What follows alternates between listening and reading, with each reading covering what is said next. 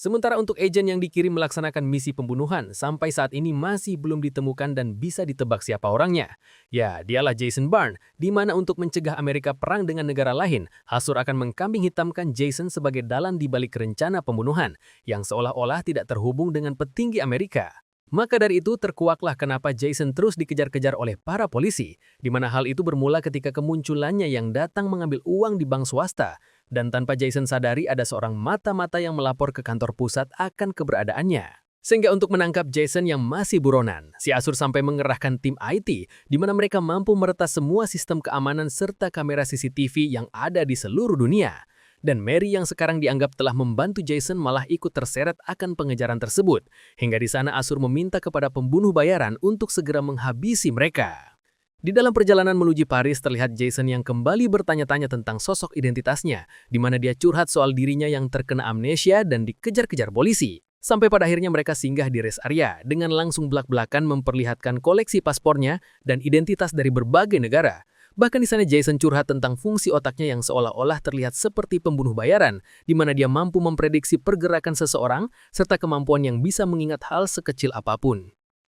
Akan tetapi, Mary tidak percaya dengan ceritanya dan mengira jika perkataan Jason adalah sebuah lelucon dari seorang begundal yang suka berpindah-pindah negara. Singkat cerita, sesampainya di Paris, kemudian mereka pergi menuju apartemen yang tertulis di salah satu alamat paspor, di mana apartemen tersebut adalah tempat yang pernah dihuni oleh Jason ketika masih belum amnesia. Dan di dalamnya Jason mencoba menghubungi nomor pegawai dengan bertanya tentang nama samaran yang digunakannya, di mana dia langsung belak-belakan jika nama dari identitas yang disebutkan barusan telah tewas 2 minggu yang lalu. Namun di saat yang sama, insting Jason mulai kembali muncul, sehingga tidak lama kemudian datang seorang agen pembunuh bayaran yang tiba-tiba menerobos apartemen.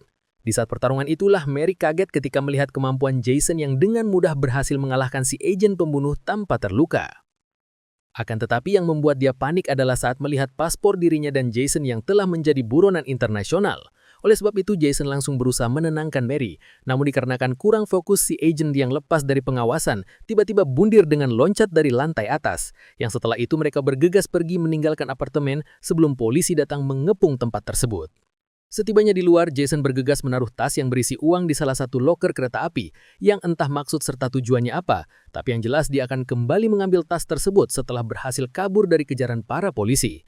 Di saat yang sama dikarenakan tak ingin Mary terlibat, kemudian di sana Jason memintanya agar menyerahkan diri kepada pihak kepolisian dengan mengarang cerita tentang Mary yang diancam untuk mengantar Jason ke Paris.